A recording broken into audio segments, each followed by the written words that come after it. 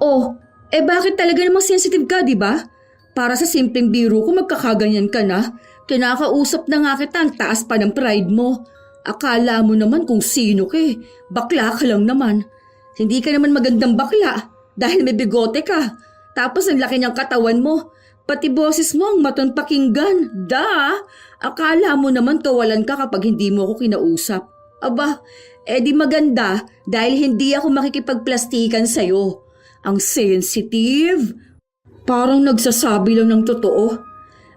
Bakit kasi kuba ang nanay mo? Bago mo punahin ang iba, pagbatiin mo muna yung mga mata mo. Inaaway mo ko pero hindi ko alam kung sa akin ka nakatingin o kay Alona. Paano yung mata mo ang layo na nang narating? Ano, hindi pwedeng laitin na banlag ka? Kahit naman yun ang totoo? Ang lakas ng loob mo manlait ng iba tapos iiyak ka kapag nilait ka pabalik? Bago mo pansinin ang mali sa ibang tao, try mo muna maging perfect. Hindi yung may kapansanan ka rin naman pero kung makapanlait ka, akala mo napakaganda mo. Oo, sinabi ko ang sinabi ko. Hindi ko babawiin na banlag ka. Yang mata mo hindi magkabati. Malayo ang loob sa isa't isa kaya malayo rin ang tingin. May mga tao talaga na halos hindi kayang matapos ang isang araw nang walang nilalait na tao. Na para bang wala ring mapupuna sa kanila. Ganon si Rosalinda. Kung saan kahit siya ay may mali sa sarili pero mas kinakatuwa pa niyang manghamak ng iba. Ito rin ang pangyayari sa buhay niya na magdadala sa kanya sa isang parusa. Magagawa niya pa kayang magbago o magiging kasangkapan na lang siya ng kanyang kasalanan patungo sa kadiliman. Tingnan mo yun. Ayun oh, yung nasa tawiran. Ayun, tingnan mo kasi yung tinitingnan ko. Paano ko makikita ang tinitingnan mo? Sa dalawang direksyon nakatingin ang mata mo. Tanga ka ba, be? Ayun oh, iisa lang naman tao nasa tawiran.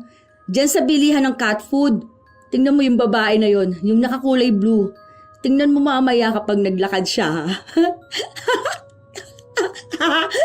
Ano, kita mo? Sakang no? Parang may nakabara sa kifi niya, kaya ganyan siya maglakad. Nakakulay red pang pants. Mukha siyang flies, gahagi. Hindi naman masyadong halata. Saka wala namang problema sa ganyan. Sa ganyan siya ipinanganak, anong gagawin natin? Hindi naman niya nakakaapekto sa buhay niya, sa trabaho niya o sa buhay natin. Seryoso mo naman masyado? Hindi mo kuha ang humor ko, be. Nakakatawa naman kasi talaga. Ewan ko, hindi kasi ako natatawa sa mga ganyan eh. Mahilig naman ako sa comedy pero hindi naman kasama dun yung panlalait sa pisikal na kalagayan ng isang tao. Pwede naman siguro magbiro pero yung nasa lugar lang din naman. Ewan ko sa'yo, ang pangit mo ka-banding. Sana nandito si Phil para naman may kasama akong pagkatuwaan ng mga tao sa paligid. Ano ba yan? Para kang ewan. Biruon lang palagi mong siniseryoso. Baka pag palagi kang ganyan maging malungkot ang buhay mo. Hindi ka naman siguro agad kukunin ni Lord kapag sobrang bait mo, no? Umalis na lang si Rosalinda sa harapan ng kanyang katrabaho. Sa katunayan, ang panlalait ng ibang tao ang ginagawang libangan ng dalaga. Kung anong mapansin niya sa iba, ginagawa niyang katatawanan. At wala siyang pakialam kahit na naririnig ng sinasabihan niya.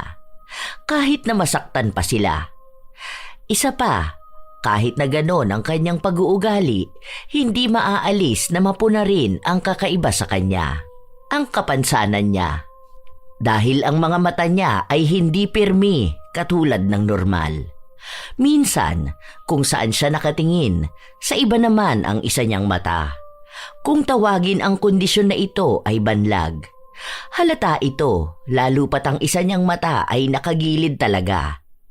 Nagtatrabaho sila sa isang karinderya.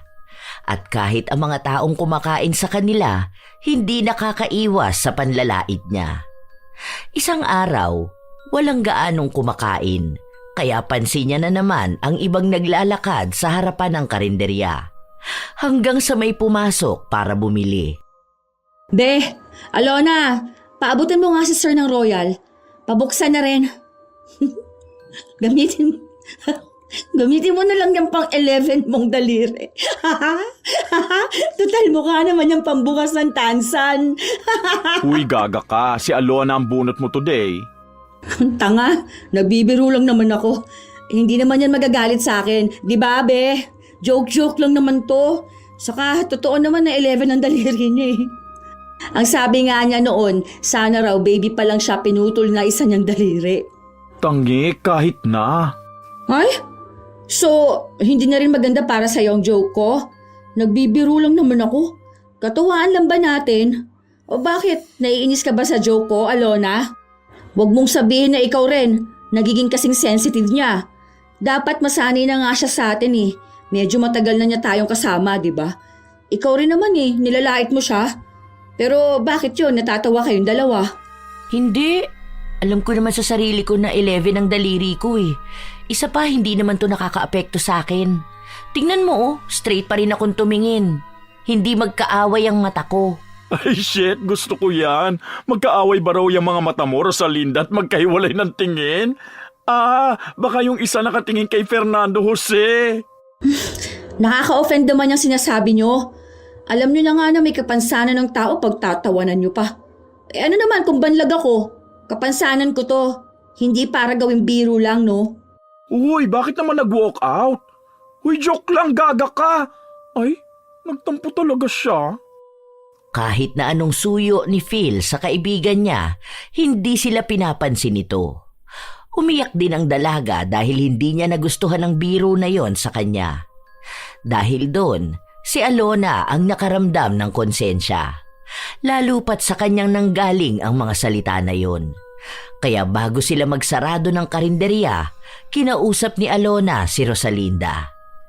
Be, sorry na. Hindi ko naman alam na ma-offend ka eh. Kasi naman binibiro mo ako sa sobra kong daliri eh. E di nagbiro na lang din ako pabalik. Hindi ko naman alam na iiyak ka. Ebe, iba naman kasi tong akin eh. Alam nyo namang ipinanganak na akong banlag, di ba? Pinanganak din naman ako na may 11 na daliri ah. Iba naman kasi yung sayo kesa sa akin. Kapansanan tong akin eh. Wala akong choice na maging banlag.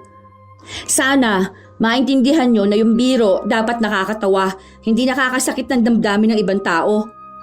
Lalo nyo naman pinapakita sa akin na mali ang maging banlag. Oo na, sige na.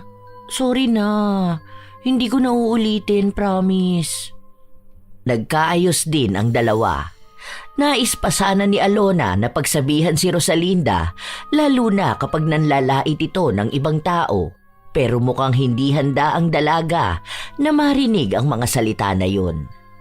Lalo na't para sa kanya, ang pamumuna sa kapansanan ng iba ay biro lang. Pero kapag kapansanan na niya ang pinuna, isa na yung seryosong pag-atake sa pagkatao niya. Ilang araw pa ang lumipas. Kapag walang mahanap na bibiruin si Rosalinda, ang pupuntiryahin niya ay si Lona at ang 11 nitong daliri. Isang araw, nasa trabaho sila pero mahina ang benta kaya nakatambay lang sila sa labas. Ang boring naman. Wala man lang bang dadaan dyan na pwedeng pagtawanan. Awat ka muna, be. Ubus na ligtas points mo. Ay, ayun. Kilala mo yon? Yung naglalako ng ice cream. Malamang. Di ba? Si Alona 11 ang daliri. O yan naman, kulang ang daliri. Gagi. Naalala ko pa, bumili ako nung nakaraan tapos nagbibilang siya kung magkano sukli ko. Sabi ko sa kanya, kung pinaglihiba siya ng nanay niya kay Mickey Mouse. Tawang-tawa talaga ako. Kapag nakikita ko siya, naaalala ko rin si Alona eh. Imagine siya, kulang ang daliri. Tapos, si Alona, sobra. Kaparehas nila yung doon sa isa pa. Yun naman, 2 lang ata ang daliri. Gagi, natatawa na naman ako. Ay, ano ba yan? Kung si Alona, pambukas ng soft drinks, yung isang extra na daliri, yung doon naman sa 2 lang na daliri, Pambukas ng... Pambukas ng lata! Hanep! Ha? Paano kaya yun naguhugas ng puwet niya, no? Ayan ka na naman. Tawang-tawa ka na naman dyan. Mamaya niyan kapag may nasabi kami, bigla ka na namang iiyak. Bakit? May mali ba sa sinabi ko? Hindi ba kayo natatawa? Sa nakakatawa naman talaga, di ba? Di ba, bakla? Depende. Ayoko kasi kapag matatanda yung pinagtatawanan natin. Kilala ko kasi yan. Yung asawa niyan may sakit tapos yung anak niya... Yung anak niya yung naninilaw ang mata, tapos parang luluwa na. Tapos kasing kapal ng gulong ng bike ang labi. Tapos parang 2 years ng buntis sa laki ng tiyan. Baliw! Natatawa na naman ako. Ayan, ayaw nang tumigil. Pinapaalala mo na naman sa akin eh. Nakita ko kasi sila nun sa center. Nagpunta sila. Tapos, nagulat ako dun sa bata na kasama niya. Mukhang tiyanak ang puta. Ang pangit gagi. Uy, wag kang ganyan. May sakit sa liver yung bata. Eh di, bumili sila ng liver sa palengke. Mura lang per kilo, may kasama pang puso. Huwag kang ganyan, Rosalinda. Hindi maganda yung pagtatawanan mo tapos gagawin mong biro. Iba yung joke sa pagseseryoso sa sakit ng tao. Kawawa naman yung mga yun eh. Isipin mo, kahit na may kapansanan si Manong nagagawa niya pa rin magtrabaho, hindi rin biro yung sakit ng bata. Ewan ko baka apo pa niya yun. Huwag ganyan, hindi nakakatuwa. Ano ba yan? Para naman kayong tanga eh. Hindi nyo ba alam kung anong ibig sabihin ng joke lang? Hindi ko naman pinagtatawanan basta eh. Sa nagbibiro lang naman ako eh. Ang sinasabi namin, inaayon mo rin naman sana ang pagbibiro mo. Hinahayaan na nga kitang laitin mo tong sa mga daliri ko. O pagtawanan yung mga taong naglalakad lang sa harapan mo. Kesyo piki sila, sakang, kesyo malaki ang noon nila. Pero wag naman sa ganyang kaseryosong bagay. Kung ikaw nga hindi natutuwa kapag sinasabihan kang banlag. Ay nako, nakakainis naman kayo. Pati itong sakit ko'y dadamay ninyo. Bakit? Dinamay mo rin naman yung sakit ng bata ah. Di hamak naman na mas malala yun. Dahil ang laking gastos para lang gumaling siya. O baka nga hindi pa sure kung gagaling siya. Joke nga lang, di ba? Mahina ba ang comprehension mo kaya hindi mo alam kung ano ang joke? Yan kasing hirap sa'yo. Akala mo lahat ng bagay kailangan maging seryoso eh. Ewan ko sa'yo. Naiinis ako sa pag-uugali mong ganyan ha. Pasalamat ka na nga lang, nagagawa ko pang makisama sa'yo kahit pinaglihi ka sa ampalaya. Hindi ka masaya kapag akong nagjo-joke. Ang lungkot ng buhay mo. Kahit na napagsabihan na si Rosalinda sa mga mali niyang biro, hindi pa rin siya tumitigil. Kung sino-sinong tao ang ginagawa niyang katatawanan. Hanggang sa may bumili sa kanilang isang binatilyo na utal magsalita. Bili ba? Joke lang. Kasi naman, ituro mo na nga lang yung bibilhin mo. Hindi lang kasi ikaw ang nahihirapan, no? Pati ako. Ay, ito ba? Ayun naman pala, ang simple lang. Bakit ba kasi nanginginig yung boses mo? Natatakot ka ba sa akin? Hindi naman ako nangangagat Ang bait ko kaya. Minsan, inaakala ni Rosalinda na nakakatawa siya dahil tumatawa ang ilan sa mga binibiro niya o ang mga nakakarinig sa kanya. Sabi pa ng iba, masiyahin siyang tao. Marahil, isa na rin yon sa dahilan kaya hindi siya tumitigil sa panlalait ng mga tao. Isang araw pa, wala siyang pasok sa trabaho kaya gumala siya sa labas. May isang tindero ng palamig siyang nakita. Halata na may diferensya ito sa pagsasalita dahil may hati ito sa labi.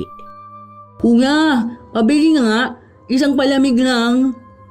Natawa lang ang lalaking ngongo at noong magsalita ito, katunog nga ng panggagaya ni Rosalinda. Nalamat kuya, anong gusto mong ulay? Mink ba? Joke lang kuya. Uy, peace tayo. Ha? Biruan lang yan. Hindi kumibo ang lalaki dahil may ilan pang bumibili. Marahil ay nasanay na lang si Rosalinda na gawing biro ang kapansanan ng iba.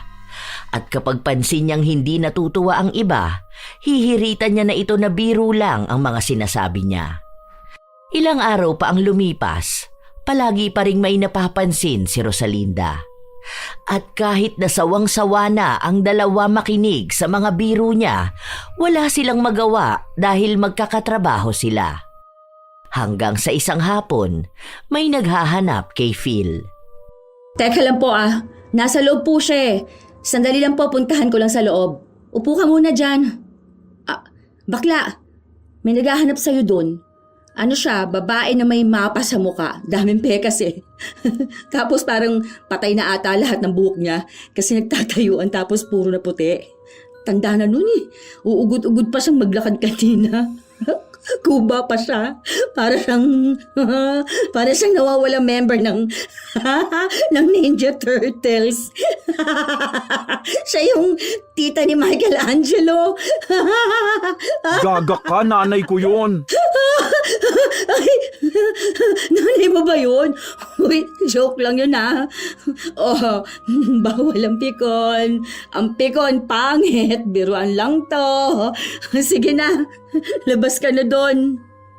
Pigil ang tawa ni Rosalinda dahil bakas na niya ang inis kay Phil. Kasunod naman nun ay pumasok sa loob si Alona. Kita mo ba yung magandang babae na kasama ni Phil? Diba? Mukha naman talaga yung member ng Ninja Turtles. Hindi ko napansin. Nanay niya pala yun, Gagi. Hindi masyadong halata eh. Kasi sobrang tanda naman na pala nun. Para pang kutuhin. Sabog-sabog ang buhok. Pati ba naman nanay ni Phil di mo pa pinalampas? Joke ka lang, diba? Nagbibiro lang ako. Ano bang meron sa araw na to? Ha? At ang seryoso ng mga tao. Ay, makalabas na nga, mga KJ. Natapos ang buong maghapon na hindi pinapansin ni Phil si Rosalinda. Kahit anong pagbibiro ng dalaga, hindi nakikitawa si Phil o kahit na direkta niya itong kausapin, hindi siya kinikibo. Dahil sa inaastang yun ni Phil, nainis ang dalaga. Kaya si Alona ang kinausap niya. Bakit masyadong sensitive? Minamasama yung pagbibiro ko kahit na wala naman sanang problema. Anong walang problema doon? Ikaw kaya laitin yung mama mo. Sabihing nawawalang member ng Ninja Turtles. Gagi, hindi ko nga inaalala yung sa... yung sa Ninja Turtles. O, kita mo na? Imbis na tanggapin mo yung mali mo, anong ginawa mo? Pinagtawanan mo lang, di ba? Hindi naman kasi magandang biro yung ginawa mong ganon. Nanay niya yun. Malamang masasaktan siya. Ano ba? Para sa ganun lang? Sensitive na bakla ka mo siya. Habang nag-uusap sila, hindi nila napansin na lumabas ng kusina si Phil. Baka sa mukha nito ang inis. Sensitive na pala yung ganun? Umiiwas lang ako dahil alam kong kapag galit ako may masasabi akong hindi tama. Oh, bakit? Talaga namang sensitive ka, di ba? Para sa simpleng biro ko magkakaganyan ka na. Kinakausap na nga kita, ang taas pa ng pride mo. Akala mo naman kung sino ka. Bakla ka lang naman. Hindi ka naman magandang bakla dahil may bigote ka. Tapos ang laki niyang katawan mo. Pati boses mo ang maton pakinggan. Kala mo naman kawalan ka kapag hindi mo ko kinausap. Aba, di maganda dahil hindi ako makikipagplastikan sa'yo. Ang sensitive, para nagsasabi lang ng totoo. Bakit kasi kuba ang nanay mo? Bago mo punahin ang iba, pagbatiin mo muna yung mga mata mo. Inaaway mo ko pero hindi ko alam kung sa akin ka nakatingin o kay Alona. Paano yung mata mo ang layo na nang narating? Ano, hindi pwedeng laitin na banlag ka? Kahit naman yun ang totoo? Ang lakas ng loob mo manlait ng iba tapos iiyak ka kapag nilait ka pabalik? Bago mo pansinin ang mali sa ibang tao, try mo muna maging perfect. Hindi yung may kapansanan ka rin naman pero kung makapanlait ka, akala mo napakaganda mo. Oo, sinabi ko ang sinabi ko. Hindi ko babawiin na banlag ka. Yang mata mo hindi magkabati. Malayo ang loob sa isa't isa kaya malayo rin ang tingin. Ha? Nakaka-offend ka ha? Wala kang karapatan na laitin ako. Sama na ugali mo. Oh, kita mo, iiyak ka, di ba? Hindi ako magsusorry sa'yo dahil totoo naman ang sinabi ko. Huwag mo akong paandaran na kapansanan yan. Bakit? Kapansanan din naman ang pagiging kuba ng nanay ko, pero pilit mong pinagtatawanan. Guys, tama na yan. Baka mamaya makita pa kayo ni boss. Nako, parehas pa kayo mawalan ng trabaho. Eh, ang sakit ang magsalita eh. Hindi mo ba maintindihan na nagbibiro lang naman ako? Joke na lang, di ba? Ibig sabihin, hindi yan seryoso. Pwede joke lang din na banlag ka. Idinaan na lang ni Rosalinda sa pag-iyak ang panlalait sa kanya ni Phil. Lumakas ang iyak niya hanggang sa nakaabot sa kanilang amo. Dahil sa pagpapaawa ni Rosalinda, siya ang pinakinggan at tinanggal sa trabaho si Phil. Hindi naman umapila si Phil dahil sinabi niya na mabuti na lang at tinanggal siya dahil kusa rin naman siyang aalis. Hindi na raw kasi niya matiis ang pakikisama sa isang tao na mahilig manlait ng kapansanan ng iba pero hindi naman matanggap na meron din siyang kapansanan. Dahil sa nangyari, nagkaroon ng hati na opinyon mula sa iba nilang kakilala. Pero sadyang nakakaawa si Rosalinda dahil dinadaan niya lahat sa nakakalungkot niyang kwento. Hanggang sa isang araw, pumasok ang bagong tauhan nila sa kusina, ang pumalit kay Phil. Ah, ikaw pala yung si Inday. Upo, ma'am. Huy, hindi mo ko amo, parehas lang tayo rito. Kahit Alona na lang, tapos siya naman si Rosalinda. Ay, hilo po, Aluna at Rosalinda. Ano ba? Bakit naman Aluna at Rosalinda? Grabeng tawa ko. Ang sakit ng tiyan ko. Ano ba, Inday? Besaya ka man dong. Opo, kaluluwas ko lang. Ay, pasensya na, hindi pa talaga ako marunong gaano sa Tagalog. May bago ata akong laruan dito ah. Siguro naman hindi ka mabilis ma-offend, no? Ay naku, hindi po. Mabuti naman. Yung pinalitan mo kasing bakla, ang bilis ma-offend. Konting biro mo lang sa kanya, napipikon na. Tapos ang sama pa ng ugali. Isipin mo yon, nilalait niya ang pagiging banlag ko. Eh di ba, hindi naman magandang gawing biro ang kapansanan ng ibang tao. Ako kasi, kalug ako. Alam nila yan dito, madaldal. Halata naman, di ba? Tapos rin ako, palabiro. Kaya minsan wag mong seseryosohin ang biro ko sa'yo. Pati yung biro ko kanina wag mong seryosohin. Joke lang yon. Basta enjoy ka lang dito. Magkakaibigan tayo. Si Inday ang naging bagong kasama ni na Rosalinda. Siya lang din ang madalas niyang laitin lalo na kapag nagsasalita ito na siyang kinatutuwa naman ng dalaga. At kahit na anong sabihin niya rin dito, hindi naaapektuhan. Hindi katulad ng ibang kasamahan niya. Isang beses pa, pinagsabihan ni Alona si Inday na huwag siyang papayag na basta lang gawing katatawanan, pero si Inday na lang ang nagsabi na hanggat kaya naman niyang makisama, gagawin niya. Kahit kapalit pa noon ay maging laruan ni Rosalinda. Isang araw, wala si Alona, kaya malaya si Rosalinda na lait-laitin lang si Inday. Be, feeling ko mayaman kayo. Hindi ka na dapat nag-work dito sa karinderye. Lo, hindi man kami mayaman. Wala naman trabaho ang tatay ko. Tapos breadwinner ako. Breadwinner ang pota. Hindi. Pansin ko lang. Mayaman ka kasi may sarili kang airport dyan sa Nobo. Alam mo, uso yung ganyan. Lahat ata na uso nasa iyo na. Yang noo mo malapad tapos wala ka pang dibdib. Tapos ang itim mo pa. Hindi ka ba be? Ano ba, yung parang nahihirapan? Kasi pangit ka na. Bisaya ka pa.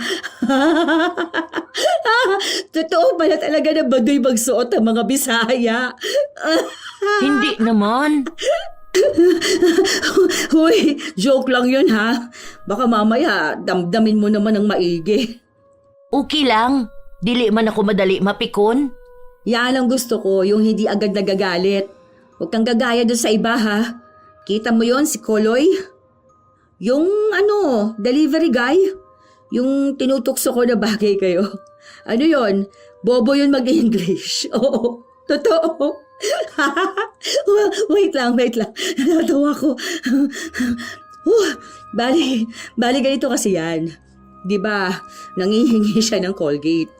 Ang pagkakabasa niya pala doon, Colgate. Literal. Tapos, yung once niya, naging 11. Ang puta. Hindi ba? Kung hindi ba naman bobong punyeta? Ang sabi niya, hindi ata siya nakapag-aral kahit grade 1. Kaya, yun, lagi ko talaga yun inaasar. Pinapabasa ko muna sa kanya yung nakasulat dyan sa pader bago ko bayaran yung delivery niya. Bagay kayo nun. Kasi nga ikaw Bisaya. Oh, tapos siya naman, bobo. Maturuan naman siguro siya. Di sige. Jowain mo. Tapos turuan mo. Good luck. May asawa na ako, te. Meron na akong anak na sa probensya, pero dili pa may kasal. Oh, we. May pumatol talaga sa'yo. Hindi ka naman maganda. O baka wala na rin choice kasi hindi naman din pogi. Ay, eme lang. Joke lang. Hindi na kumibo pa si Inday. Nakatingin lang siya kay Rosalinda habang nilalait nito ang kanyang asawa at maging siya. Gusto pa sanang makita ng dalaga ang kanyang anak pero hindi niya ipinakita dahil ayaw niyang laitin lang ito ni Rosalinda. Minsan pa, may isang bumili sa kanila na hindi inalisan ng tingin ni Rosalinda at palihim siyang tumatawa. Nang umalis na yon, sa kanya lang inilabas ang iniisip niyang kalokohan. Kita mo yung bata na mukhang Dalmatian? Batik-batik yung kulay ng balat no? Dapat pinabalatan na lang yun ng nanay niya nung baby pa siya. Parang ganun sana sa balak ng nanay mo sa pang-11 mong daliri, Gagi. Uy, sakit yun. May tawag dun eh. Ano ba yun? Vitiligo. Ayun, vitiligo. Sakit yun sa balat kaya hindi nagpapantay-pantay ang kulay. Wala namang ginagawa sa'yo yung bata. Bakit kailangan mo pang pagtawanan? OA ka. Di ba, Inday, nakakatawa naman talaga. Mukhang Dalmatian. Gagi, what if tumatahol yun sa bahay nila? Cute.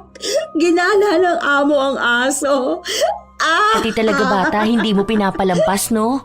Yung isa ba nakita mo? Yung lalaki na may nunal sa noo? Feeling ko nakita mo yun. Yung isa mo kasing mata nakatingin sa kanya eh. Kaya imposibleng hindi mo napansin. Tutal, sa magkaibang bahagi naman ng mata mo nakatingin, baka mas flexible ka makapunan ng kapansanan at mali ng iba. Dadamay mo talagang kapansanan ko? Bakit ka nagagalit? Akala ko ba pangit pikon? Ano na ngayon? Banlag pikon? Akala mo naman perfect ka kung makalait ka ng kapansanan ng iba. Ikaw nga 11 ang daliri mo eh. Palibasa hindi mo makanta yung 10 mga daliri kamay at paa. Okay lang. Pareho lang naman tayo. Iibahin lyrics sa'yo. Magiging 2 mata magkaiba, ilong na maganda. Akala mo ba iiyak ako sa pangaasar mo sa akin? Baka makarma ka niyan sa pagtawa mo sa kapansanan ng iba. Oh, ako pa ang makakarma? O bakit parang paiyak ka naman na? Ay, hindi pala, sorry. Uy, Inday, wag mong isipin ikaw kinakausap niya na. Masanay ka na lang kasi yung mata niyan to the left, to the right. Ang sama ng ugali mo Sa ugali ka na nga lang babawi, hindi mo pa nagawa. Ay, te, 11 lang ang daliri ko pero maganda ako. Tingin ka muna sa salamin, andyan na nga sa gilid mo oh. Huwag ka dyan tumingin, dito sa kabila. Ay, nakatingin ka na pala doon. Yung isang mata mo nakaaway nung isa. Inis na inis si Rosalinda pero hindi niya maipahalata. Dahil alam niyang mas lalo lang siyang lalaitin ni Alona. Bago matapos ang kanilang trabaho, gumawa na naman ng drama si Rosalinda. Umiyak siya sa kinauupuan niya para makuha ang awa at atensyon ng iba. Pero wala nang naniniwala sa kanya. Walang lumalapit sa kanya, maliban na lang kay Inday. Hindi ba nila gets kung bakit gusto kong magbiro? Alam mo naman na ang panahon ngayon, sobrang daming problema sa mundo, di ba? Para na ba gumaan man lang ang pakiramdam natin? Tumawa tayo. Kaso wala Bakit ba minamasama nila yun? Parang pinaparamdam nila sa akin na ang sama-sama kong tao eh. Kahit na ang gusto ko lang naman, tumawa sila. Tapos anong ibabalik nila sa akin? Mga panlalait lang. Bakit? Hindi ba ako nakakatawa? Sabi ni Aluna, okay raman mag-joke, basta dili lang makasakit. Iwas ka lang sa offensive jokes ba? Minsan kasi, simple lang para sa imo pero para sa iba masakit. Pwede ba wag mo akong bisayain? Hindi kita maintindihan. Wala ka sa lugar din yun, no? Anong akala mo sa amin dito, mga aswang na maiintindihan ng pagbibisaya mo? Magtagalog ka. Ayusin mo, hindi yung ganyan. Ako yung nahihirapang kausapin ka eh. Basta ba wag ka mag-joke ng biluda-bil? Alam mo, okay ka na sana kausap. Kaso tigas mo magsalita. Kasing tigas niyang mukha mong oily at puro tigyawat. Kahit na ganon, hindi pa rin pumatol si Inday. Kahit na marami pa sana siyang nais na sabihin. Pansin niya rin kasi na kapag may nakakaaway si Rosalinda, hindi naman siya nakikinig sa mga sinasabi nila at ang ginagawa niya ay iniiyakan niya lang ang mga ito. Doon niya napagtanto na kaya pala walang ibang kumakausap kay Rosalinda ay dahil sa ganon niyang pag-uugali. Ilang araw pa ang nakalipas, noong walang pasok sa trabaho ang dalaga, napadaan siya sa lugar kung saan namamasukan si Phil. Hoy, dito ka na pala, Bax. Oh, musta naman work mo dito? Mura ba pa print ngayon? Baka naman may bawas pa oh. Kapag print, doon ka sa kabila, sa photocopy ako. Sungit mo naman, nagtatanong lang hoy. Para namang hindi mo alam, di ba? Matagal nang ganito. Pero okay ba rito? Kunwari lang umalis na ako sa work ko. Ano, pwede ako mag-apply rito? Ano ba sa tingin mo? Hindi. Bawal dito mapanlait na banlag. Baka mamaya kalain ng mga customer ibang ginagawa mo. Kasi sa iba ka nakatingin. Okay mo naman. Ayan ha, ikaw ang nangunguna. Kapag ako bumanat, baka mamaya umiyak ka dyan. Ay wow, ako pa pala ngayon ang iiyak. Sino kayang paawa dahil sa kapansanan niya kuno? Magpapaprinta nga lang ako, sungit mo. Sana sisantihin ka rin dahil sa ugali mo. Pumasok sa kabilang establishmento si Rosalinda. Habang nakapila siya para magpakuha ng litrato. Nang sa kanya na natapat, binati niya pa ang lalaking kumukuha ng litrato at sinabi niya rito na maganda ang tindig ng lalaki pero mukha siyang matanda dahil napapanot na siya. Sabay tawa na siya lang ang gumawa. Nang tumayo na siya para kunan ng litrato, bumawi naman ang lalaki at sinabi na sa harap ang tingin at huwag kung saan-saan. Nakaka-offend ka kuya ha? Mukha bang hindi ako nakatingin sa harap? Ano, may discrimination ba kayo sa mga customer ninyo? Hindi na ako magpapapicture. Irereklamo kita sa boss mo. Sama na ugali nito. Huwag mong pupunahin ang kapansanan ng iba ha? Galit siyang nagtungo sa isang trabahador at inireklamo ang inasta ng lalaki. Dahil pinakikiusapan siya nito, mas lalong gumawa ng eskandalo si Rosalinda na nakakuha rin ng atensyon ni Phil. Hindi naman ako papayag na pagsasalitaan ako ng ibang tao. Ano, okay lang na sabihin niyang hindi pantay ang tingin ko? Alam ba niya na pwede ko siyang kasuhan? PWD ako tapos gagawin niyang biro? Nakaka-offend yun kahit pa sabihin niyang joke lang, no? Sa susunod, ilugar ang biro, hindi yung nagiging katatawanan ng offensive jokes. Eh sa ikaw naman pala nanguna. Sinabihan mo siyang napapanot ang buhok niya ni hindi mo man lang inalam na nagkasakit yan. Naglagas ng malala ang buhok niya dahil sa stress. Ikaw iniintindi mo lang yung offensive para sa iyo eh, pero hindi para sa ibang tao. Gumagawa ka pa talaga ng eskandalo. Eh joke nga lang, di ba? Nagbibiro lang naman ako dahil napansin ko na ang taas ng hairline niya. Eh sa nagbibiro lang naman din siguro siya nung sinabi niyang tingin ka ng straight. Malay ba niyang banlag ka pala talaga? Ah, so talagang pinagtatanggol mo pa? Sige, magpa-file ako ng kaso. O di sige kung may pera ka. Tapang-tapang mo, ikaw nga nangunguna. Daig mo pang bata na nangurot ng kalaro tapos ikaw ang unang umiyak. May tao pa matatanggalan ng trabaho dahil sa'yo. Kung ayaw mong mapuna ka ng iba, huwag ka rin pumuna. Kung nakikita mo na mataas ang hairline niya, hayaan mo. Kapag ba pinagtawanan mo ang hairline niya, mag-straight yung tingin mo. Hindi naman, di ba? Silang dalawa na ang nagtalo. Naglabasan ng mga hinaing, kahit pa yung mga panahon na magkasama silang dalawa sa trabaho. Nang dumating ang manager, ang akala ni Phil ay mas kakampihan si Rosalinda, pero nung timbangin ang problema, mas nakuha ni Phil ang pagkampi. Akala niya kasi ay dadaanin na naman ni Rosalinda sa paiyak-iyak niya at pagsabi ng kapansanan niya.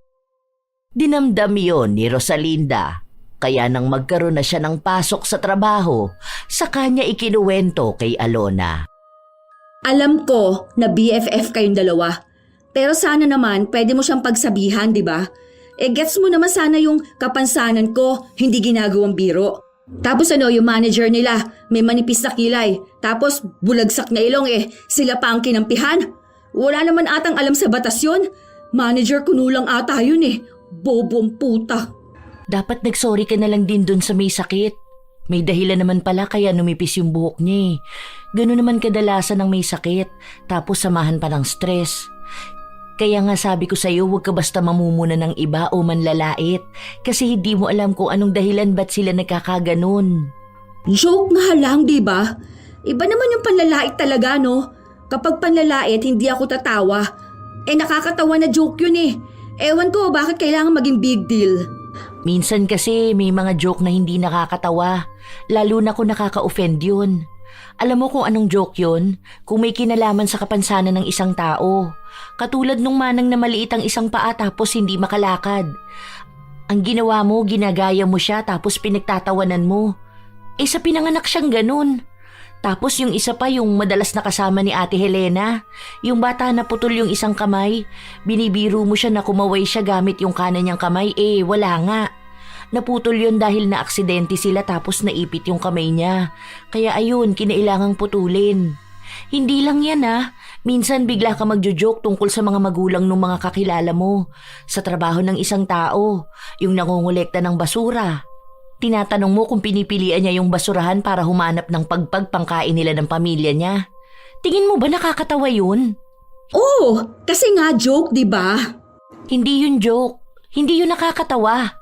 Kung may ibang tao na tumatawa, hindi ibig sabihin, magandang biro yun. Tapos kapag ikaw naman ang binalikan, anong gagawin mo? Iiyak ka at magpapaawa? Matanda ka na kung tutuusin. Dapat alam mo na kung ano ang joke. Magkakaiba kasi tayo ng humor. Iba ang humor Hindi humor ang pag-down sa confidence ng iba dahil lagi mong pinupuna yung mga insecurities nila. Sa akin, puna ka ng puna na 11 ang daliri ko. Alam ko naman yun at isa yun sa insecurities ko. Si Inday, hindi lang yun kumikibo pero ramdam ko na naaawa na rin siya sa sarili niya. Isipin mo yun, ulit-ulitin mo ba naman ang pagtatagalog niya? Oo, minsan nakakatawa yun pero hindi palagi. Tapos dagdag mo pa, puna ka ng puna sa noon niya, sa dibdib niya, sa kulay ng balat niya. Kung tutuusin, normal naman sana yun. Ikaw nga halata masyado yung mata mo, yung pagiging banlag mo. Tapos nagiging kapansanan yan bigla kapag binawian ka ng biro. Tapos mapipikon ka o magagalit kapag ikaw naman yung nilait. Kita ngayon na mababaw ang pag-unawa mo. Ni hindi mo naiintindihan kung anong gusto kong sabihin Kung mababa lang pala ang comprehension mo, wag mo na lang siguro akong kakausapin Saka mo na lang ako kausapin kapag kapantay na kita ng pag-iisip. Sumobra ka sa daliri, nagkulang naman sa pag-unawa. Hindi pinansin ni Rosalinda si Alona. Pero para kay Alona, wala naman ding mawawala sa kanya kung hindi sila mag-uusap. Dahil wala namang ibang gagawin si Rosalinda kundi ang manlait ng ibang tao. Sawang-sawa na siyang pakinggan ito at pagsabihan. Habang wala silang ginagawa, nakatambay lang sa labas si Rosalinda kasama si Inday. Kita mo yung bumaba sa jeep? Kamukha siya ni Jollibee, no? Ang laki ng mukha. Ay, hindi ko nakita. Ano ba yan? Ang boring mo namang kasama. Dapat kapag ganito, maging alerto ka sa paligid mo. Doon mo kasi mas makikita kung anong itsura ng mga tao. Oo nga pala, kanina naririnig kita. Sino kausap mo sa phone? Si tatay ko. Tunay kong tatay ba? Bakit? May peke ka bang tatay? Meron, bagong asawa ni nanay. Bale, ang kasama ng nanay mo, stepfather mo? Tapos tumawag tatay mo kasi kailangan niya ng tulong. Help ba? Ganun. Narinig ko kasi. Dahil sa almoranas niya. Gagi, sakit siguro nun, no? Ano yun, kapag tatay siya, itutulak niya ulit pabalik almoranas niya? Sabihin mo kay tatay mo ha, patanggal na lang niya yung puwet niya.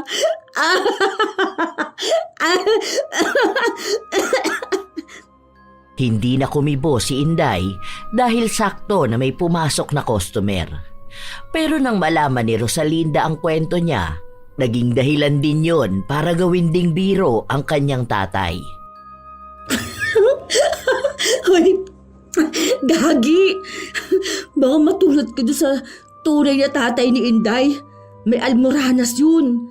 Di ba sabi wag masyado maanghang? Hindi naman dahil doon. Yung iba nun sakit talaga. Ano naman nakakatawa? Hindi ba kasi nakakatawa yung almoranas, ha? Ano naman sakit ng stepfather mo? Ito, makapagtanong akala mo biro ang sakit ng ibang tao. Hindi ka ba mahal ng papa mo? Ah, oo pala kasi iniwan ka nga pala. Ayos ka. Ikaw bang binibiro ko? Mukha bang nakakatuwa yan? Oo, sa akin nakakatuwa yun. Kasi wala rin akong tatay eh.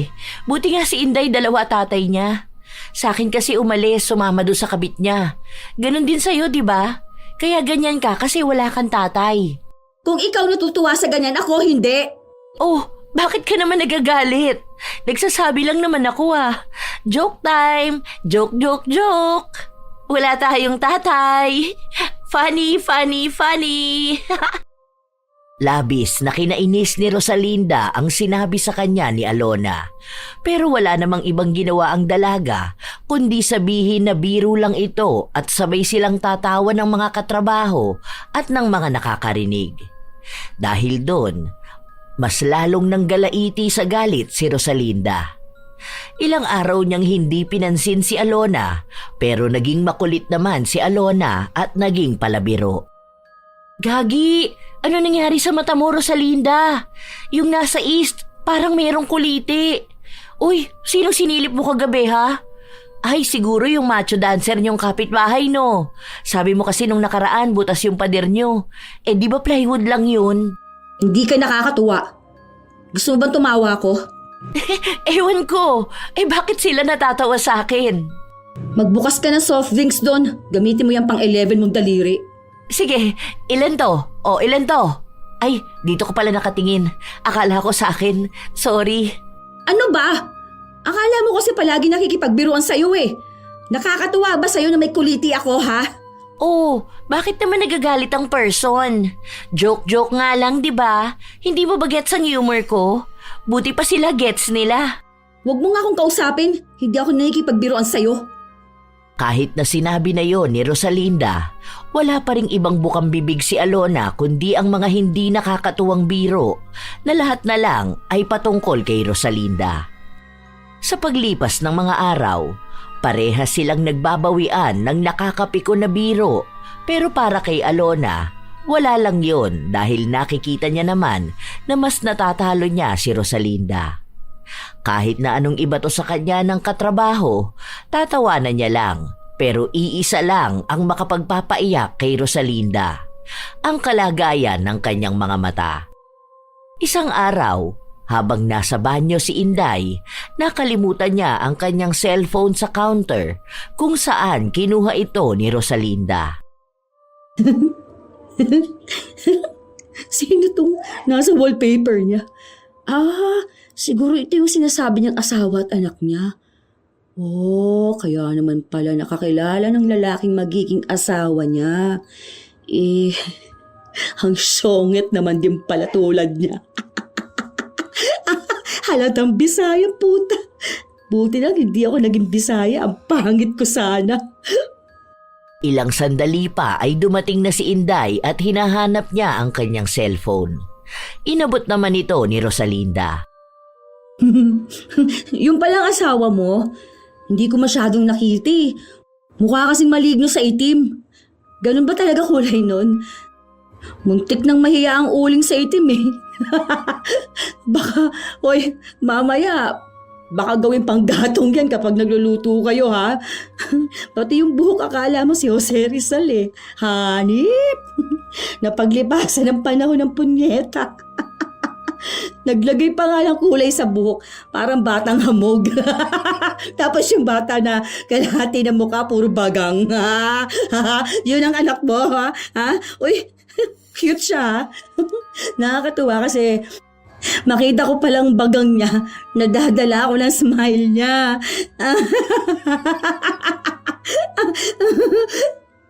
Hindi kumibo si Inday, pero baka sa kanyang mga mata na nasasaktan siya. Lalo na sa pagbibiro ni Rosalinda sa anak niya. Napansin yon ni Alona, kaya siya na ang kumausap kay Rosalinda.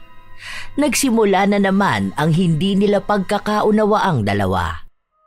Bakit ba nakikisali ka? Ano na namang masama sa pagbibiro ko na kalahati ng mukha ng anak niya puro bagang? Sa kung nakita mo lang sana sa picture, no? Nakita ko na ang anak niya dahil pinakita na niya sa akin yon nung nakaraan pa. Ewan ko ba dyan sa pag-uugali mo? Pati ba naman 3 years old pag-iinitan mo pa? Oh, pinag-initan ko ba ha? Nagsabi lang naman ako. Biro nga, di ba? Isa pa, bakit ba ikaw ang nagagalit? Si Inday nga wala lang sa kanya. Huwag kang papansin dyan. Anong wala? Hindi porkit hindi siya kumibo, ibig lang sabihin na wala sa kanya. Malamang kapag nagsalita siya, anong pupunahin mo? Yung pagiging Bisaya naman niya. Na hindi naman masama at hindi ka pintas-pintas. Sa kung nahihirapan siya magsalita ng straight Tagalog Katulad kung paano ka nahihirapan tumingin ng straight. Huwag kang papansin. Saw-sawera ka masyado Hindi ka naman kasali sa biruan. Palibasa gusto mo ata na ikaw ang laging binibiro para maging sikat ka. Kung hindi nagalit si Inday, ibig sabihin lang nun okay lang. Saka natawa naman sila. Feeling cool ka na niyan dahil natawa sila sa'yo?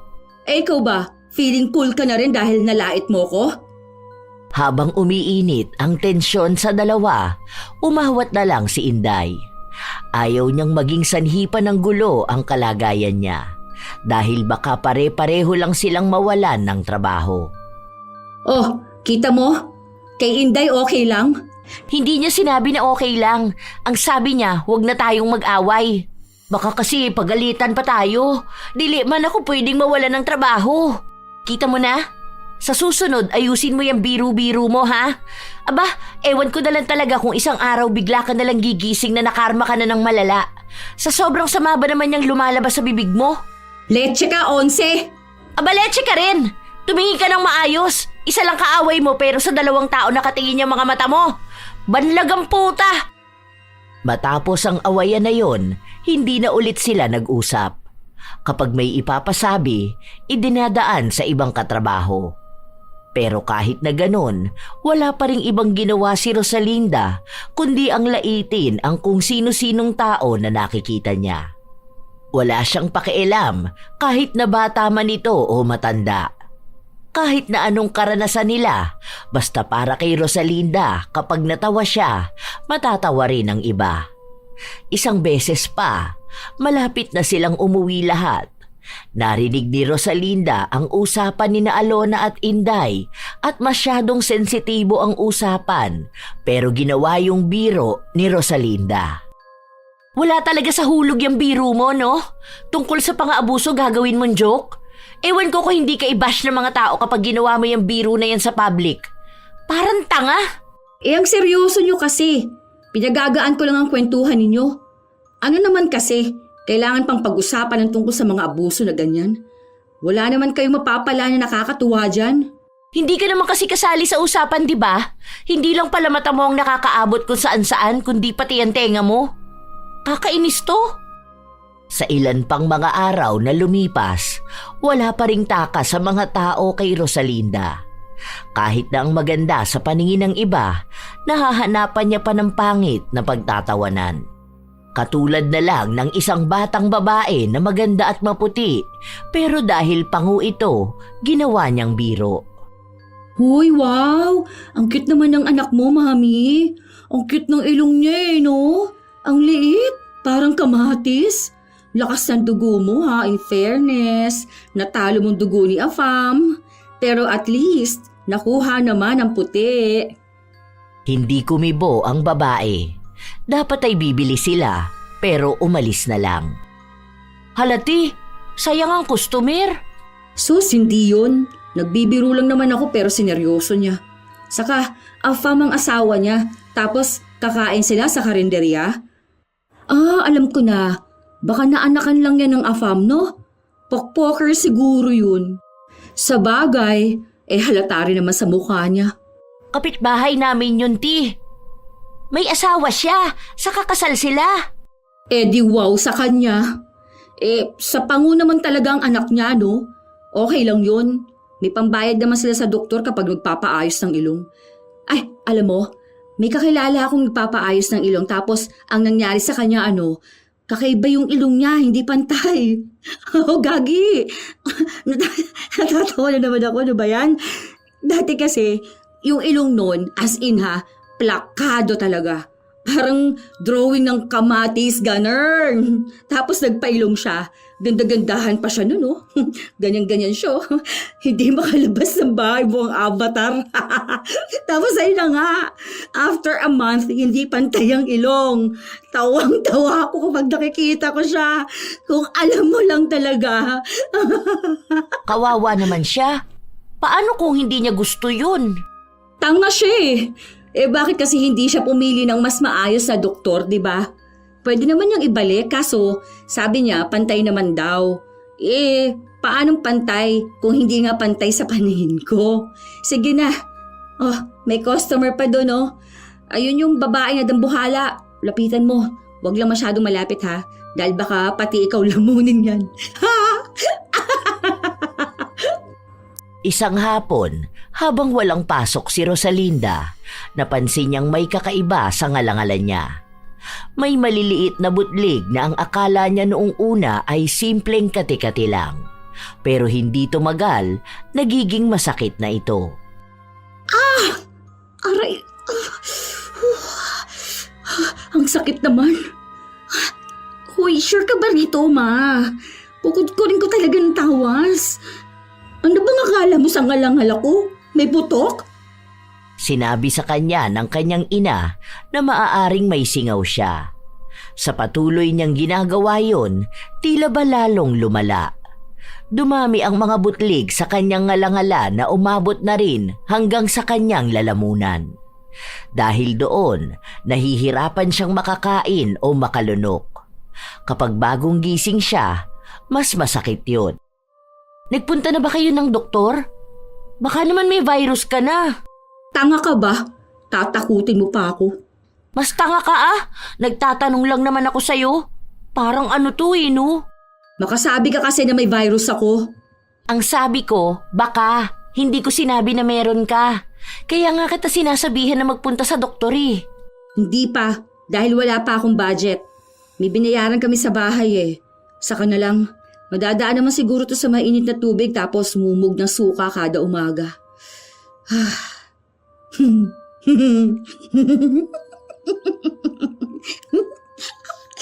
Pucha naman talaga.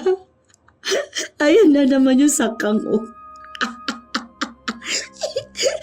Yung mukhang flies. Ayan, may napansin ka na naman. Kaya ka nagkakaganyan dahil sa ugali mo eh. Baka yung mga masasama mong sinasabi sa ibang tao nalulunok mo na. Ewan ko sa'yo, ganyan na nga yung ngalangala mo, hindi ka pa magbago. Ilang araw pa ang lumipas, palaging idinadaing ng dalaga ang nararamdaman niya. Pakiramdam niya madalas ay may tumutusok sa ngalangala niya at lalamunan. Nagpunta sila sa ospital, pero wala rin namang magawa ang iniinom niyang gamot. Halos 2 linggo lang, itinigil niya ang pag-inom dahil masyadong mahal ang gamutan niya at sa halip na gumaling ay mas lumalala pa. Isang beses pa, may nakapagsabi sa kanya na dapat siguro ay sa albularyo na lang siya lumapit.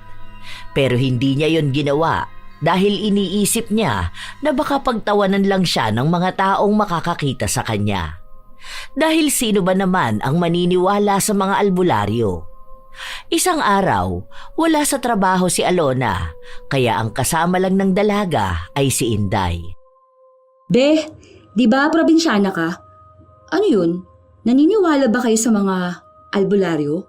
Uuti, marami nun sa amin. Bakit? We, sige nga, marunong ka ba? Try mo ang alamin kung anong nangyayari sa akin. Sige na, mukha ka naman mangkukulam. Hoy, baka mamaya ikaw na ang gumagawa nito sa akin ha. Pinapakulam mo ako siguro no. Baka yung mga pinapainom mo sa akin, yun na pala yun. Kaya hindi ako gumagaling. Naku ha, wag ganon be. Halo, hindi ako mangkukulam. Hindi ko gawain yung ganyan, te. Diyos lang. Kasi diba ang sabi nila, ang mga Bisaya, mga mangkukulam yan sila. Ikaw, ano ka ba? Uy, baka aswang ha? Baka aswang ka. Baka naman nabati mo ko. Uso lang sa amin ang ganyan pero hindi lahat sa amin ay eswang o mangkukulam, te. Wala nga akong kilala na mangkukulam. Natakot naman ako bigla sa'yo. What if kaya ganito kasi ginalit kita? Nagalit ka ba sa joke ko? Sige, hindi na lang siguro ako magjo-joke, no? Hindi na lang ako magpapasaya ng mga tao kasi baka magalit ka sa akin eh. Mas malala pa mangyari sa akin. Huy, Jethro, gagi, wag natin bibiruin si Inday ha. May lahi pa naman itong mangkukulam. Aba, mahirap na ha, baka madamay ka pa. Inday, huwag ka magagalit sa amin ha. Huy, ikaw rin Kuya Vic. Alam mo ba namang kukulam tong si Inday? Kakatakot. Hoy, gagi Eme lang. It's joke time! Hindi natawa si Inday dahil wala namang nakakatawa. Marahil kung naroon lang si Alona, sisitahin na naman siya nito. Dahil sa mga araw na lumipas, hindi pa rin gumagaling si Rosalinda, napilitan na siyang magpunta sa albularyo. Hindi niya ito ipinaalam sa kanyang ina pero bago siya makarating sa bahay ng albularyo, nakasalubong niya pa si Phil. Ano namang ginagawa ng perfect na yan dito? Wala, may pupuntahan lang sana ako. Saan? Huwag mo sabihin dyan kay Apo Roman. Ay, so naniniwala ka na sa mga albularyo ngayon? Ano, magpapapalo ka ng dahon-dahon para sa mata mo? Ay, oo pala, iba pala. Nasabi na sa akin ni Alona. Ano yan? Dugdug doremi, dugdug doremi. Tingin sa kanan, tingin sa kaliwa. Ay, syala, magkasalungat na pala ang tingin. Tanga-tanga nito, nakakapikon. Tuwan-tuwa ka pa dyan ha. Kung ipaalbularyo ko kaya yung pagkatao mo para maalis ang kaluluwa ng babae sa katawan mo. Ay, go! Pero unahin mo munang ayusin ang tingin mo ha, bago ayusin ang pagkatao ko. Hindi na tumuloy si Rosalinda na magpunta sa albularyo dahil iniisip niya na baka nga mas lalo lang siyang pagtawanan. Nag-uusap pa naman sina Alona at Phil. Dahil sa ginawa niyang yun, mas lalong lumalala ang nangyayari sa kanya. Madalas na hindi siya nakakapagsalita dahil kapag nahahanginan ang loob ng kanyang bibig, natutuyo ang lalamunan niya kaya sumasakit ang butlig-butlig sa loob.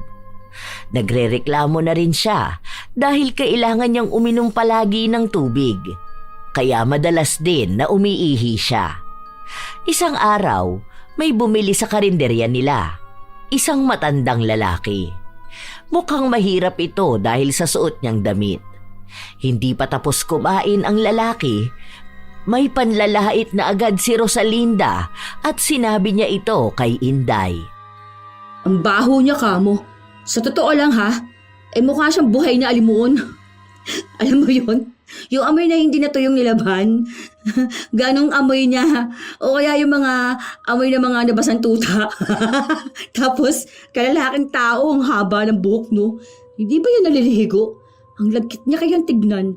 Mukha siyang maasim, ah. Ano kaya yun? Hindi kumibo si Inday. Nagpatuloy lang siya sa kanyang trabaho. Nang dumating na ang panahon na hindi na talaga kaya ni Rosalinda ang nangyayari sa kanya, lumapit na siya sa albularyo. Pasalamat na lang siya dahil hindi niya nakita si Phil. Pero laking gulat niya matapos na makita na ang lalaki na nilalait niya nung nakaraan lang ay ang matandang albularyo. Hindi niya kasi yun kilala at yun din ang unang beses niyang lalapit sa albularyo. Maraming tao, may pila pa, kaya pinapanood niya ang ginagawang panggagamot ng matandang lalaki. Ano raw kaya yun? Bakit naman ipapakulam yung lalaki na yan eh? Ang pangit na nga niya. Imposible naman na may nagkakagusto pa sa kanya, no? Ito kayang susunod. Ano kayang problema niyan? Baka yung nguso niya. Kasi mas nauna pang makalapit sa albularyo kaysa sa katawan niya. Nakausli yung ngipin ng puta. May kapalit na pala si Alona. Pwedeng pambukas ngipin nito ni ate, oh. Ayos. Ayos din na pamputol ang alambreng punyeta. Saka, ganyan paggawain ng albularyo. Mukha siyang tanga, ha? Sino kayang binubulungan yan? Hindi natatahimik si Rosalinda. Tuwing may susunod sa pila, wala siyang ibang ginawa kundi ang matawa. Hanggang sa siya na ang susunod. Ano lang ha, chill lang, ganon. Baka mamaya maging OA ka rin dyan katulad dun sa ginawa mo sa kanila kanina.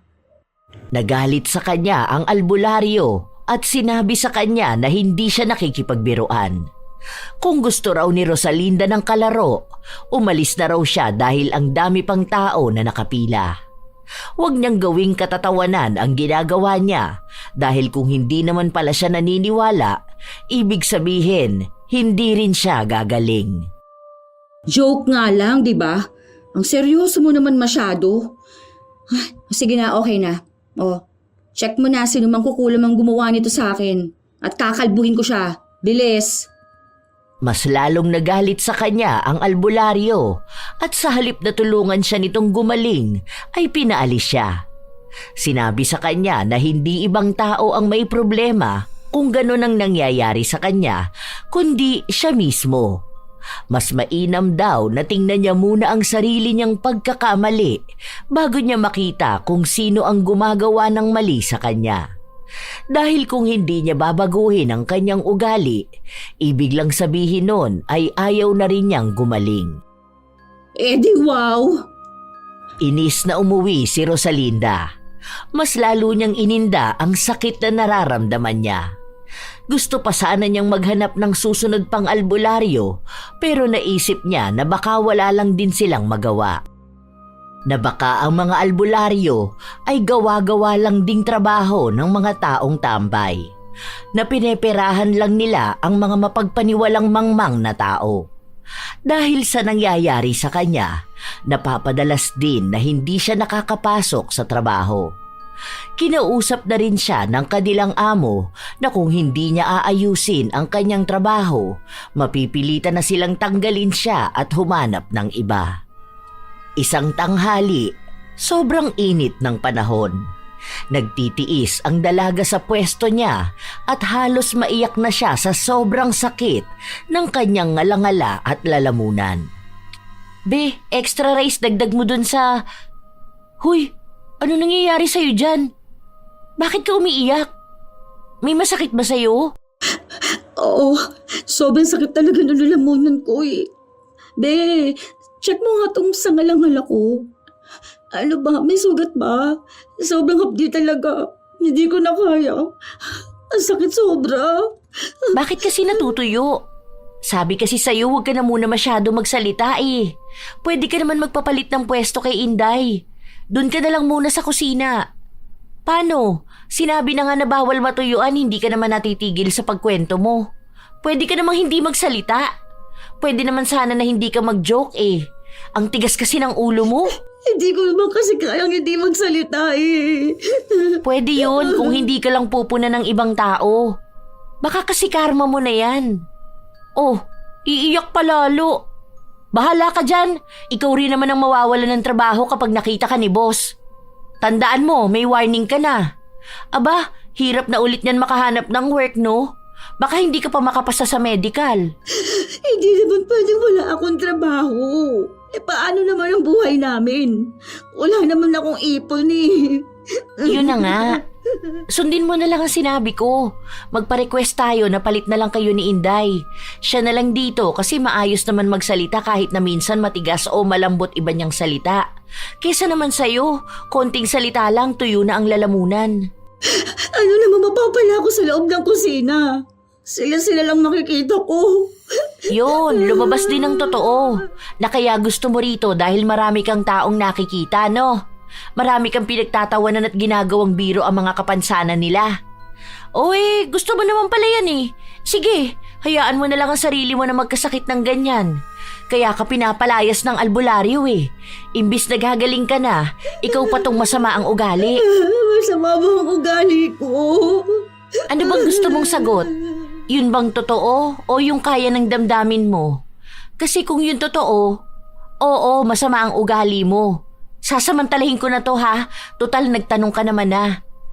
Unang pasok ko pa lang dito, ang tingin ko na sa'yo, laitera ka na dinadaan mo sa biro. Alam mo, hindi naman masama ang maging funny o maging kalog na tao. Yung gusto palagi ng comedy, gusto palagi may nakakatawa. Pero nilulugar yun be, hindi yung nakaka-offend na joke. Ikaw kasi, kahit na batang may sakit pagtatawanan mo. Kung anong itsura ng isang tao pagtatawanan mo. Siguro normal naman sa tao minsan na maging mapanglait, di ba? Lalo na kung totoo naman. Like kung pangit talaga, kung mabaho talaga. Pero hindi sa lahat ng oras, ha? Kung may sakit ang isang tao, imbis na hayaan mo o unawain mo, hahanap ka ng paraan kung paano tatawanan. Nito lang nakaraan, may isang matandang babae na kumain dito tapos 'di ba, putol yung paa niya kasi nga naoperahan siya. Tapos anong ginawa mo? Pinagtawanan mo pa. Ginagaya mo pa yung lakad niya tapos hahagalpak ka. Mali yun. Kasi una sa lahat, hindi ka perpekto. May kapansanan ka rin na kapansin-pansin. Tapos kapag ikaw naman ang inasar, ayun, iiyak ka. Magagalit ka. Kung tingin mo di dapat pinagtatawanan ng kapansanan mo, bakit mo pinagtatawanan ng sa iba, ha? Bahala ka na sa mga sinabi ko ngayon, kung tatanggapin mo to ng maayos o hindi. Hindi agad nakakibo ang dalaga. Umiyak lang siya dahil tunay naman na nasasaktan siya sa mga sinabi sa kanya ni Alona. Dahil wala na nga siyang magawa pa, nagpalit sila ng posisyon ni Inday. Siya na ngayon ang naghuhugas ng plato. Isa sa dahilan kaya ayaw niya ay gagawin siyang katatawanan ng mga katrabaho niya. At yun na nga ang nangyari.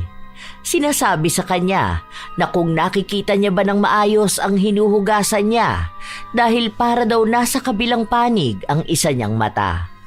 Para daw yung tumatago sa pader at nakakakita ng kaluluwa. Yun ang palaging tukso sa kanya na hindi niya maapilahan dahil pinipigilan niyang magsalita. Madalas na lang siyang umiiyak. Ano ba kayo? Tigilan niyo na nga yan. Akala niyo ata nakakatawa kayo no? Alam niyo na nga na may kapansanan ng tao, ganyan pa kayo? Sumagot ang isang lalaki at sinabi na ganon din naman daw magbiro sa kanila si Rosalinda. Ngayon na nga lang daw sila nakakabawi sa kanya.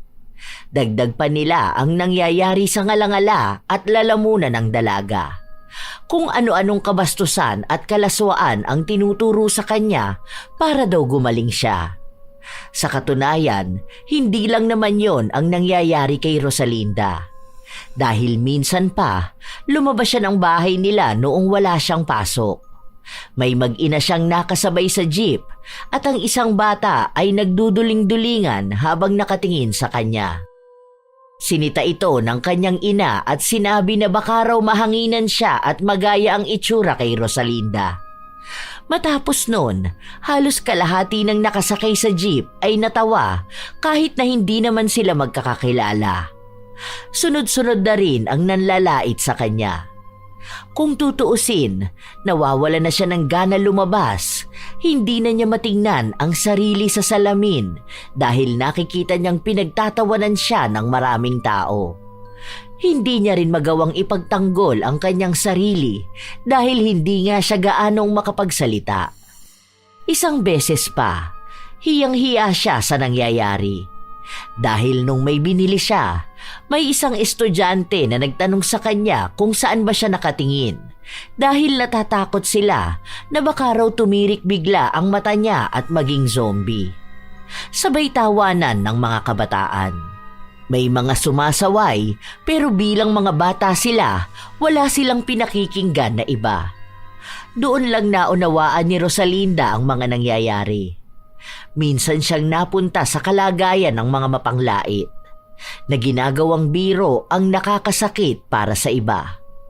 Ngayon, siya naman ang nakakaranas sa pwesto ng mga taong nilalait at ginagawang katatawanan. At wala siyang lakas para ipaglaban ang kanyang sarili. Dahil kahit naman magsalita siya, pagtatawanan pa rin siya. Naiiyak na lang siya kapag naaalala niya yon. Unti-unti ring bumabalik sa kanya ang itsura ng mga taong nilalait niya noon at nagiging parte ng biro niya. Tunay pala na nakakawala ito ng kumpiyansa sa sarili. At kahit na mapatingin lang sa kanya ang isang tao, iisipin na niyang may panlalait na ito.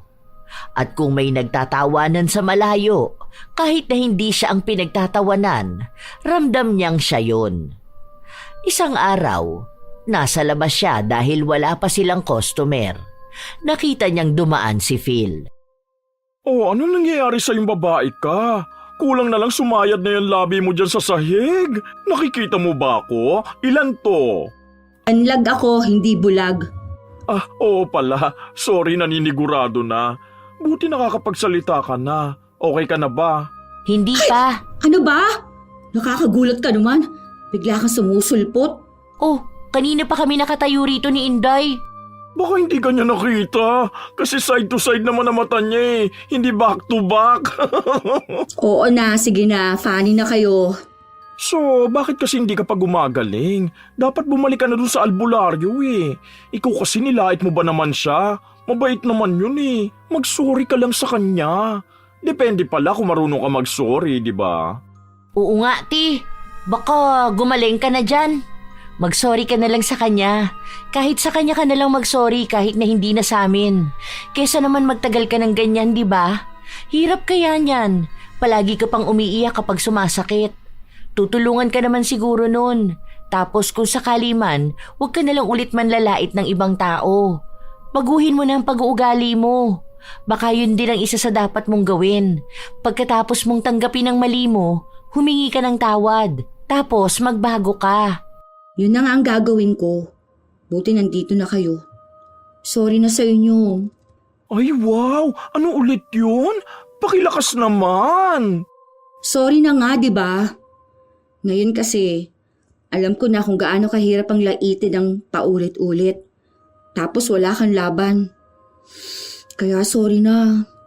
Yan lang muna. Hindi pwedeng matuyo ang lalamunan ko. Wow, ayun naman pala eh. Kaya naman palang humingi ng tawad, pinatagal pa. Okay na yon, basta magbago ka na lang ng asal mo. Kapag hindi nakakatawa, huwag pagtatawanan. Dahil baka kapag ikaw na nakaranas, katulad niyan ngayon, hindi mo kayanin. Iba ang birong nakakatawa sa birong nakaka-offend. Ang birong nakakatawa yung walang nilalait na tao. Pwede naman siguro maging mapanglait pero slight lang. Kakainis kayo. Basta, sorry na ha. Nagkaroon sila ng kapatawaran lahat. At sinunod naman ng dalaga ang sinabi sa kanya ni Phil na humingi ng tawad sa albularyo. Hindi nga siya nagkamali dahil naging mabait naman ito sa kanya. Sinabi sa kanya na may taong nagpakulam sa kanya. Pero naagapan naman daw yon dahil natalo naman ang mangkukulam. Ilang linggo rin ang inabot bago gumaling ang dalaga. Kung saan nasanay na siyang palaging tikom ang bibig. Noon, madaldal siya na kahit walang kwentang bagay ay sinasabi niya. Pero ngayon, nagsasalita na lang siya kapag makabuluhan ang sinasabi niya. Kapag may nanlalait sa kanya sa pagiging banlag niya, natuto na siyang yakapin ang pagiging iba niya. Hindi na siya madaling masaktan at hindi na rin siya nananakit ng ibang tao. Bago sila matapos sa trabaho, kinausap ni Rosalinda sina Alona at Inday. Humingi siya ng tawad sa mga ito. Wala na yun, ti. Basta diligyod ako ang nagpakulam nimo. Hindi ako marunong, uy. Mas lalo naman ako, di ba? Hindi ko na mahaharap yan. Imbis na ipakulam kita, babanatan na lang kita ng panlalait. Hindi rin naman si Phil. Magkausap kami nung nakaraan eh. Baka ibang tao. Baka dun sa mga kapitbahay nyo. Ang dami mo naman kasing tao na ginawa ng panlalait. Baka isa sa kanila. Hindi pa rin alam ni Rosalinda kung sino ba ang kumulam sa kanya. Hanggang sa dumating ang araw na may umamin sa kanya matapos niyang hinga nito ng tawad. Kapatid niya pala ang gumawa sa kanya nito. Dahil nagsasawa na ito sa panay puna sa kanya at kung ano-anong panlalait niya. Sa huli, nagkaayos din silang dalawa at nakikitaan naman na nagbabago talaga si Rosalinda. Malaking aral ang kanyang natutunan sa pangyayari na ito. Natunay ngang hindi naman masama ang magpatawa, sadyang mali lang ang naging paraan niya. Dumarating talaga sa punto, nakakatawa ang kakaiba pero hindi ibig sabihin na tama yun. Sa paglipas ng panahon, naging maayos na ring makitungo ang dalaga. Doon siya nagkaroon ng maayos na kaibigan nang hindi niya kailangan pang laitin para patawanin ng iba. Noong umalis si Inday sa trabaho para bumalik ng probinsya, nakabalik na rin si Phil. At nangako sila na hindi na sila mag-aaway ulit. Isang hapon, magkakasama sila dahil walang taong pumapasok sa karinderya. Tagal naman ng mga taong to. Gusto ko na maghugas ng plato. Mahina bentahan ngayon. Walang tao sa labas eh. Mukhang busy sa buhay nila. Miss ko na magbukas ng soft drinks. Parang hindi ko na nagagamit tong si Baby Once. Ay, nagagalaw mo ba yan? Ayos parang buhay na patutuo ng pagbabago ni Rosalinda. Kaya ba niyang hulaan kailan makikilala ni Rosalinda ang kanyang Fernando Jose? Habang nagkukwentuhan sila, may dalawang lalaki na pumasok. Gwapo ang mga ito at matikas ang pangangatawan. Nagtitingin sila ng makakain. O ayan, pili ka na lang sino ang Fernando Jose mo dyan. Buti na lang magkaaway ang mga mata ko. Pwede kong tignan sila tig-isa. Dito kay kuyang naka-blue, ang kanan kong mata. Dito naman kay naka-gray, yung kaliwa. Ay, atake, naging advantage pa. Para pala makakita ng dalawang pogi at the same time. Wow! Nagtawanan sila sa biruan na yon. Dati hindi nila yun nagagawa. Pero ngayon na tinanggap na rin ni Rosalinda ang kanyang kakaibang itsura, naging bukas na rin siyang hindi dapat masamain kung mapapansin yon ng iba. Naging magaan din naman ang kanyang buhay matapos nun. Nakikipagsabayan siya sa iba at kapag nilalait siya dahil sa pagiging banlag, pinabawian niya naman ito ng pagtanggap sa sarili. Minsan talaga, hindi napapansin ng ibang tao kung ano ang pagkakaiba ng biro na nakakatawa at biro na nakakasakit. Ang akala nila, basta natawa ang mga tao, ayos na.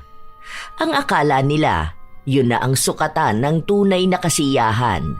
Ang hindi nila alam ay may mga nakatago roong sakit at pilit na pagtawa. May nabubuong sugat sa pagkatao nilang nagbimistulang pasakit na bitbit nila palagi. Hindi lahat ng tumawa ay tunay na natuwa. Minsan, may mga salitang binitawan sa tawa ang siya ring mga salitang iniiyakan ng iba sa gabi. Sa panahon ngayon, maraming panlalait na idinadaan na lang sa salitang biro lang. Kapag tinamaan ang kausap, dedepensahan lang gamit ang pagtawa. Dapat malaman na hindi lahat kailangang pagtawanan. Hindi lahat ng tao ay pare-pareho ang tibay ng loob. Ang iba, tahimik lang, pero sa loob nila, wasak na.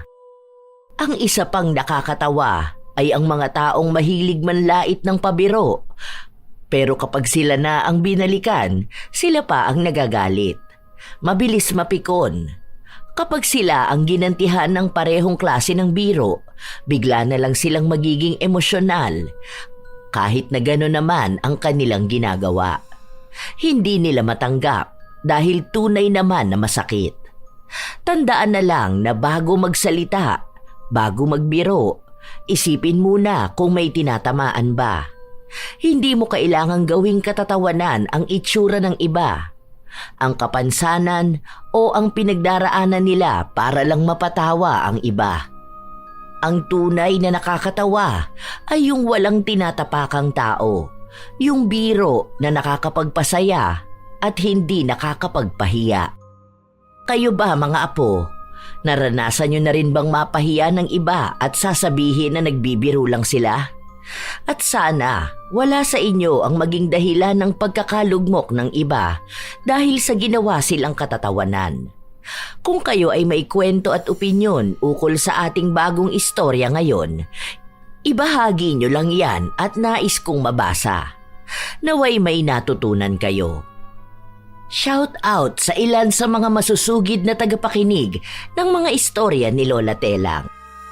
Lienier de la Cruz at sa mama niyang si Arlene Cutelawasa, Nanay Gina Vlogs, Evangeline Cruz, Laika Fernandez, shout out din kay Joy Daniel Marcelino, Raymark Estrabela, Mary Jane Rico, Nonoy Langurayan ng San Miguel, Bulacan, Lee, Cecil Vlog 64, Melve Cervera, Jonah Naman, Michelle Okumura, Valerie Joy Nadal, Jeline Sapra, Larnie Azurin.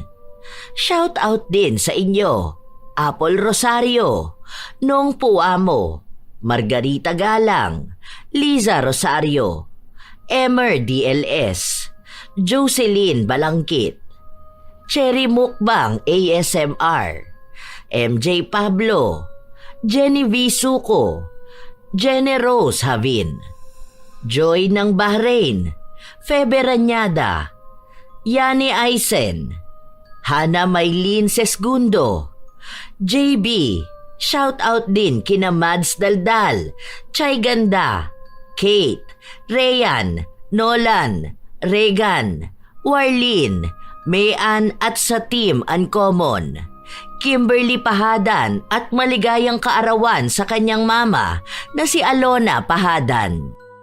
Shout out sa inyo mga apo ko, Jenny Suzuki, Lurian Vitalicio, Leonisa Cobo, Will Maleses, Mike James Tapak, Irish Abela Tuazon, Arvid Shane Hoiberg Channel, Gabi Neil Francisco at sa kanyang asawa na si Dada Neil Francisco, Pureza Tagiwalo, Rachel Whitney, Alma Naong, Jennifer Makasinag, Jaime Constantino, Angel Cancelier, Milrose Demate, Razon Yao, Sydney Crosswind, Supladang Pasaway, Lovely Rose Roa, Kimpoy Feliciano, Hazel Fiesta, Marie the Lightworker, Gia Gigi, Francisco Neng, Jeremy Saranillo Francisco, Matt Sarol, Mel Santarita, Esteli Reyes at sa Reyes family ng Marikina City, AJ Chua, Vicky Yabut, Roy Lacandalo, Josefina Fuelias, Robert Crimen, Cherry May Libiran, Roslyn Mangilin, Ray Galedo at sa Galedo family ng Kabuyaw, Laguna, sa buong Team Manok ng Amsik Angeles City, Pampanga, Angelina Ignacio, Ami Bag, Rosalina Bugayong, Ami Yong, Lance MBB, Gemstone Claro, Lydia Lopez, Lynn Hasegawa, Elise Padilla, Maria Lee Nakagawa. Ito ang inyong Lola Telang at maraming salamat sa palagi ninyong pakikinig mga apo.